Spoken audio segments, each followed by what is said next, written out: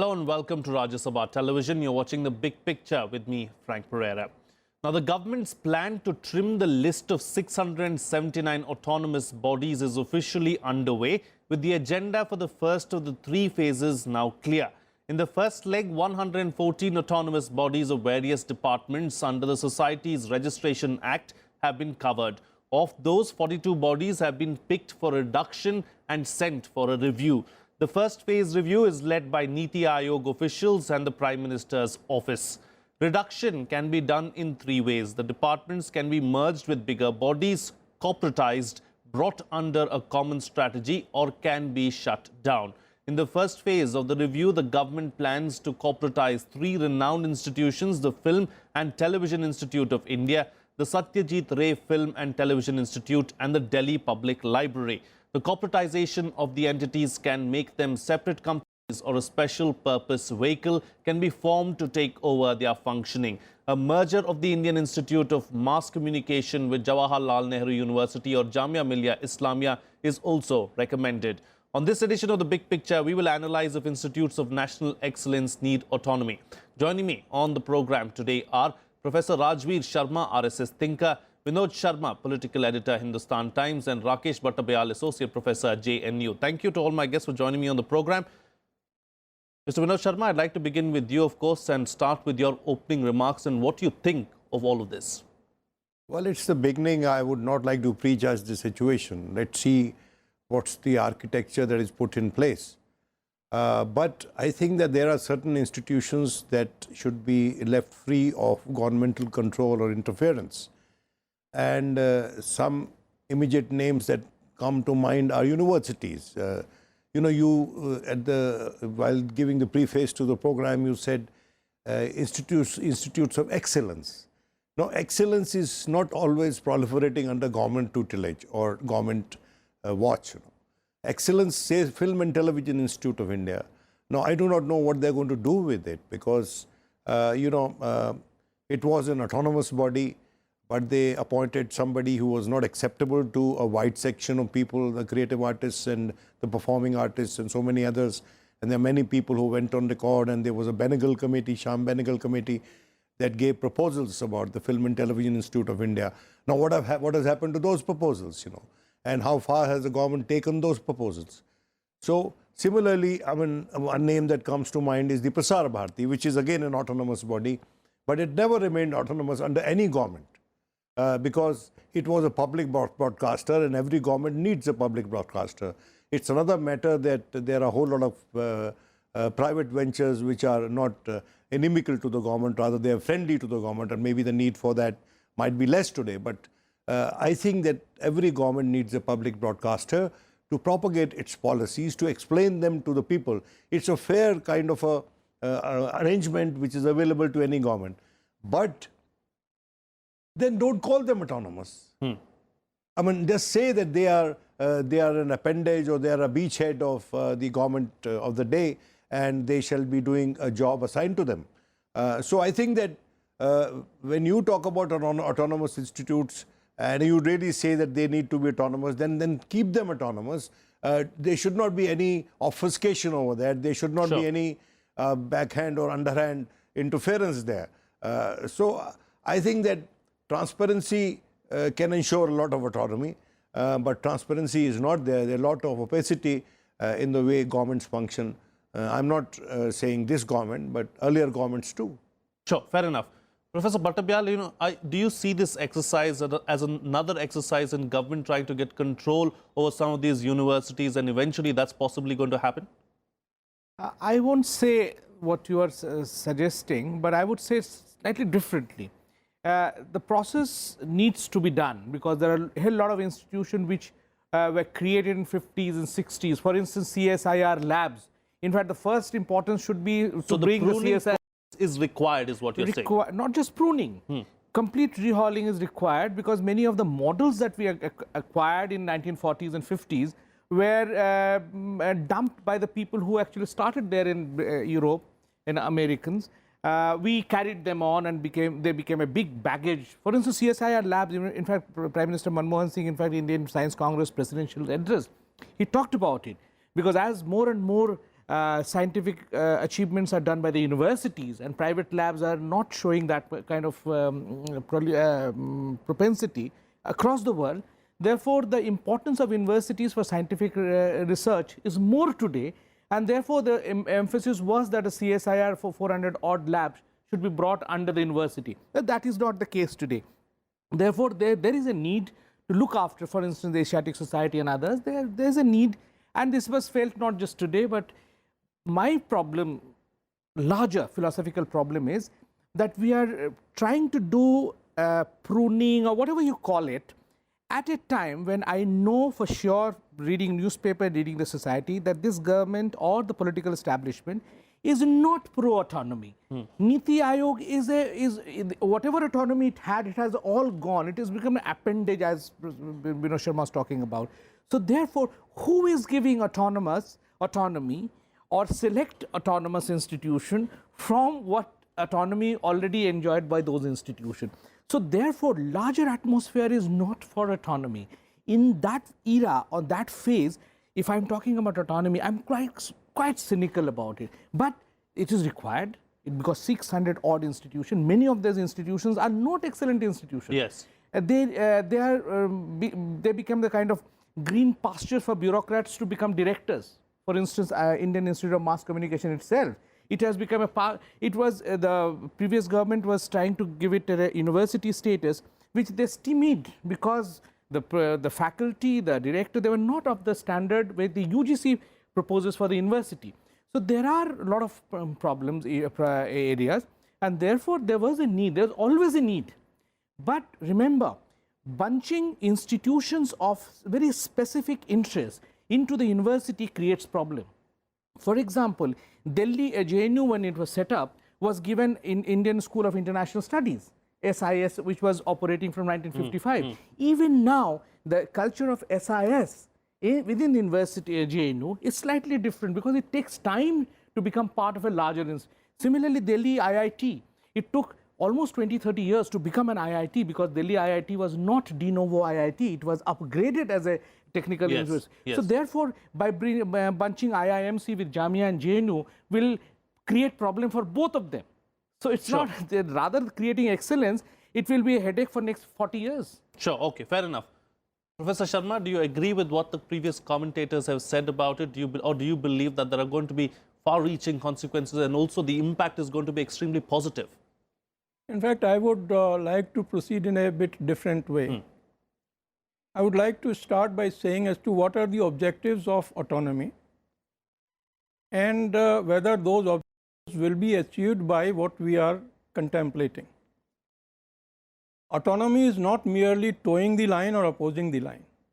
Autonomy is concerned with something objective analysis of the situation. Autonomy means creation of the knowledge wealth. Autonomy means choice.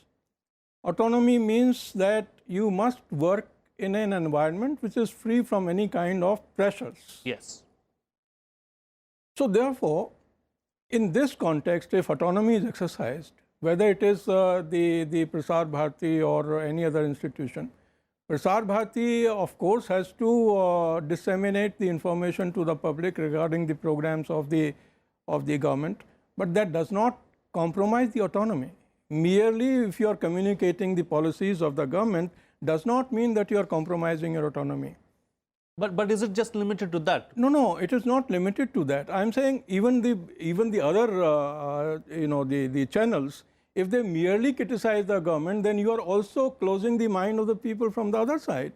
So what I am trying to say is that whether it is Prasar Bharati or any other institution, it must proceed in a way, it must be provided with an environment where they can take an independent view. Sure. This is one. Number two, I think that so far as the issues of autonomy in universities are concerned, merely merging an institution with the university may not be a guarantee for excellence. And let me also state another fact that autonomy alone is also not a guarantee for excellence, as the non-autonomy is also not a guarantee for the non-performance or low performance. So therefore, there has to be some kind of objective analysis of what is required. And at the same time, I think that there should be a broader kind of a perspective of autonomy of the educational and professional institutions, whether it is the Institute of Mass Communication, it is the Institute of the Film, Television and other things, the institutions of culture and institutions of communication. They are the torch bearers, you know, for disseminating and creating certain values in the society. Therefore, I would say that merging the institution like IIMC with Jawaharlal Nehru University may not be, though as Mr. Vinod said, that it is too early to make a comment definitively in a definite manner. It may prove to be a good step. For example, if you take a kind of a holistic view of the education system in the universities, then the communication institution also can be a part of that system. Sure. This is one.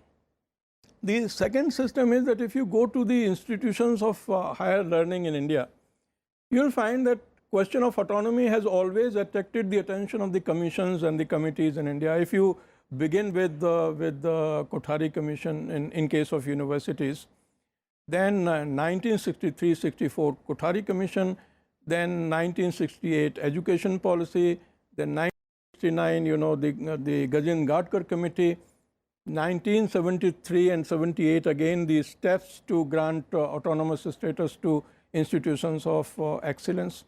So, are we really thinking that the mergers and corporatization is really going to guarantee the excellence? That is the big issue. And I think it is too early to comment on that question. But I must say that even the commissions which were given the task of examining this issue, the National Knowledge Commission, it submitted a report in 2006 and 2007. It also said that the education system in India is passing through a deep crisis and a quiet crisis. Sure. And that in fact requires two things, that we must have the questions addressed on quantity, and we should also have the questions in our mind on quality. So, if quantity is leading to the reduction in quality, then mergers may be a good step, a welcome step. Okay. And if it is not, wait and watch approach is what we should. I think yes, because it's too early. Yeah. Okay. It's too early. You know, the kind of autonomy that Professor Sharma is talking about, Mr. Sharma, do you believe that that can be achieved at some point in time? And he also said that, you know, there is a need, or the need of the hour right now is to improve our higher education capability. Is that going to happen anytime soon? You know, in foreign countries, especially countries like the United States, the comparison is odious because, but nevertheless, one can gain from best practices which are being followed across the world. You know, if you look at the United States, research in some of the foremost universities there is funded by the corporate sector. And that's applied research, you know. In how many areas is research being funded by corporate sector? I do not know what is this corporatization of institution means, you know. If it means private money coming in, if it leads to focused research, if it leads to those kind of innovations which are helpful to the people of this country, I would welcome it. You see, the problem actually is that, you know, there is a dispute today over the way history is written. And there's always a dispute, but it is now more accentuated. There's also a dispute over the way some of the foremost institutions of this country have been run thus far. And there is an attempt to change the course of direction there, you know. So there is an element of distrust, if I may say so. And there is also a great paucity of people who can impart knowledge. You know. Now, I think that the government, instead of, together with what it's doing, and if I hope it's doing it on the basis of some information it has on its command, and it must also be trying to cut costs by these mergers. But I think that one thing which is foremost for institutes of higher learning, of excellence, is to put together faculties that are good at imparting knowledge to leaders of tomorrow in various spheres of expertise. every single university, every single institute in this country, and every single IIM or IIT, whichever way you want to look at it, they are looking for a good faculty and they're not getting it. Recently, the government said that it wanted an Aadhaar linkage of people who are being recruited in various institutes. Now, it's quite obvious that the same names are being used by various institutes in a very fraudulent manner. So these are the issues to be addressed, And insofar as the architecture is concerned, government is within its rights to take steps to curb expenditure and to check multiplicity of these institutions. But it must also bear in mind that if you merge the JNU, IIMC with JNU, IIMC takes its talent or the lack of it to JNU. What are you doing, first of all, to make the faculty in IIMC up to the international standards? That's the big question. And if I may use a parallel which is, without meaning much, that there was a stage when the CPM didn't want a merger with the CPI because it's thought that its cadres are not up to the mark, Now, if you are associating JNU with the left or the center, and if you are putting IIMC there, I think that parallel also applies in the sense that IIMC does not have a single, I'm sorry to say, with all the respect, and does not have very competent faculty, and it needs a competent faculty. It's not a comment on the current faculty, it's just an advice that they perhaps would be able to do better with associates and colleagues who have greater expertise in the area of communication. Sure. A lot of money has been spent by the government in IIMC. Similarly, I would say that the IIMs in various parts of India, they are forever in great paucity of faculty. Why can't there be a major program? The PIOs, people of Indian origin, and the NRI, they are so nationalistic, they are so full of patriotic fervor. They should be called back at good salaries to be able to serve the country back home in various universities. Point that you're making. To create a knowledge, suggestion. to create a knowledge bank or create a knowledge reservoir in this country, which will be of great use in the future. Sure, we'll have to wait and see whether that actually happens, but that's a very valid suggestion that you're putting forth. Professor Batabyal, correct me if I'm wrong, but India's oldest university is probably a little more than 150 years old, whereas there are several international universities that are hundreds of years old. What are the best practices that we can, take from them and probably apply it in what we do here? When JNU was being created, the Joint Select Committee invited many experts, 12 of them, and one of the questions they asked, what to be done with the new university? And the V.K.R.V. Rao said, do three things: give it autonomy, give it finance, and give it give it a good vice chancellor. Across the country, we have around 400 universities. You cannot name a single vice chancellor who stands tall in the larger picture. You have states where caste and communities are deciding which vice chancellor. There are limit how many Nayars and how many Nambudris and how many, which caste, which where. So in this kind of melee that your question you're asking, it's a very welcome. The problem that people will be confused is the model they bring in all our policy bodies. They don't look at the right place where they should be looking at.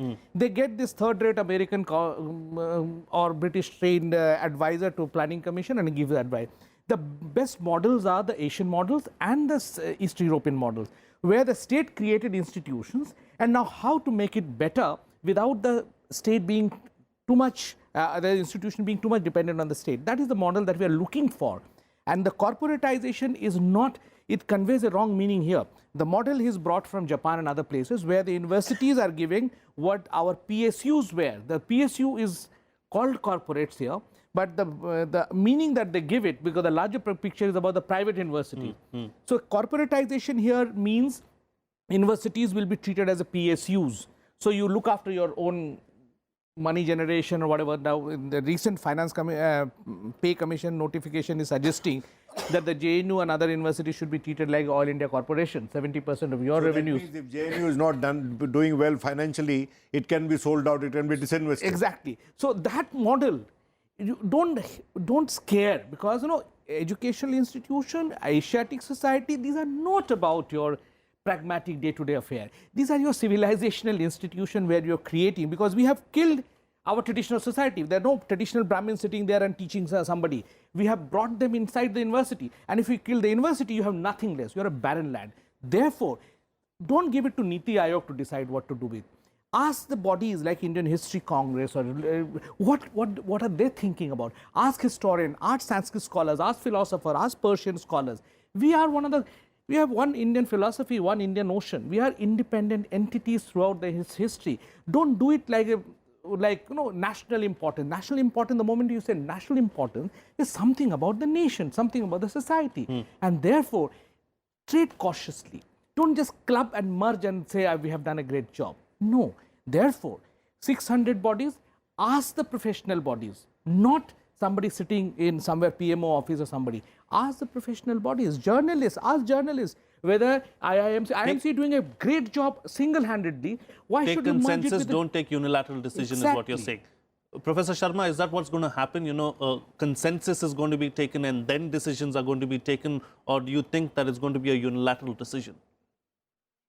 Let me put it the other way around. One, that whatever decisions are taken, they should be taken after a due kind of assessment of the opinion of almost all sections of the society and stakeholders. But at the same time, as I was referring a bit earlier, that there's a vast kind of knowledge and discussions and debates and recommendations that are lying with us. Right from 1963 till date, there are a large number of committees, and those committees were not consisted only of the bureaucrats, Niti Aayog persons or the planning commissions. They also consisted of the academicians of high order and academicians with quite a good knowledge of how the system works. And let me tell you that almost all committees have invariably said that autonomy to the institutions is the answer to the ailments under which the higher education is put. And again, I would say that, what is unilateral? Unilateral is, suppose, the Knowledge Commission recommended that there should be independent higher education authority in India, and who should be free from it should have a distance from the government, and it should also be free from the stakeholders' influence too. Because at times the unionism and the kind of politicization of the universities that is taking place, that can be taken care of if there is really an independent higher education authority. Now, if the government thinks that there's a logic behind this, and there have been some kind of justifications provided by several committees for independent, higher education authority, then you may not call it unilateral. Decision has to be taken by the government.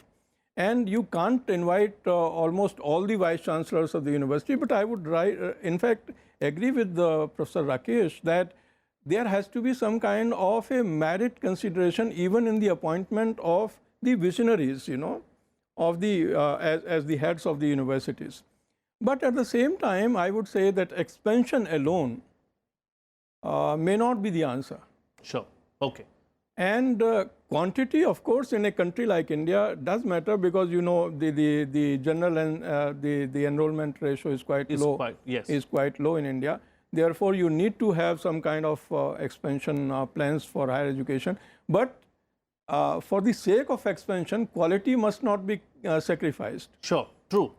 True. Okay. Time now to get closing comments from all my guests. Mr. Sharma, what next?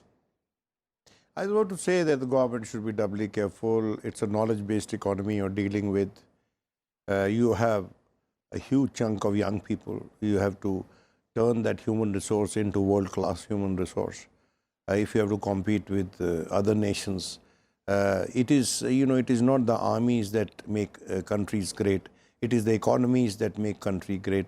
And besides the economies, it is the innovative capacity of those economies and those people that make them great. Sure. That has been the model that has been followed by superpowers in the past. And if India has to be a power in its own right, then it'll have to do everything right in the field of education and innovation. True. That's very well put and very well summed up by you. Professor Batabyal, your closing comments? I first give confidence to the existing institution, which you are talking about merging with somebody else. For instance, today's newspaper said ICSSR, ICPR and ICHR will be merged with university. Now, those who planted the story and those who released it don't know the distinction between these kind of institutions. Now, just imagine today, if I go to the chairman's room in ICSSR, there will be completely demoralization. Don't do it. Because these are very sensitive institutions, it takes hundreds of years to come up. For instance, Eastern European societies created Academy of Sciences, Russian Academy of Sciences, Bulgarian Academy of Sciences. If you suddenly say you will be deorganized, it deorganizes the entire structure around which it. Okay, what we are talking about through corporatization is about impact assessment, whether all the money is going down the drain. Do it somewhere other than academic. Do it in a manner that also shows respect to teaching community, those who create knowledge, media, IIMC. Don't give it this sudden blast of thing that we are going to do it with you. Indeed, indeed. Professor Sharma, close the show for us with your quick closing comment. All right, I think that it is the education the key to all development and progress of a nation, and education makes the nation great, and therefore, for that purpose, the educational institutions or professional institutions must become the centers of invention and innovation. If it leads to that, then of course it serves the purpose of society. And for that to achieve, it is necessary that they should be given academic autonomy, they should be given institutional autonomy, and they also should be given financial autonomy. There should be some kind of a linkage between the industry, the research, the teaching, and it should produce the brilliant minds. Unfortunately, so far the Indian universities are nowhere on the map of the educational world of the entire globe. So we have to bring them up on the map of the world society. Sure. I'm glad that all of us have agreed that education needs to be a sector that we need to concentrate on, and that's a sector that we need to improve as soon as possible, so as to ensure that the young impressionable minds clearly go into the future with a bright future. That's it on this edition of The Big Picture. I'd like to thank all my guests, Rajvir Sharma, Vinod Sharma, Rakesh Batabyal. Thank you, gentlemen, for joining me on the program and putting things into perspective for us. That's all the time we have. See you again next time.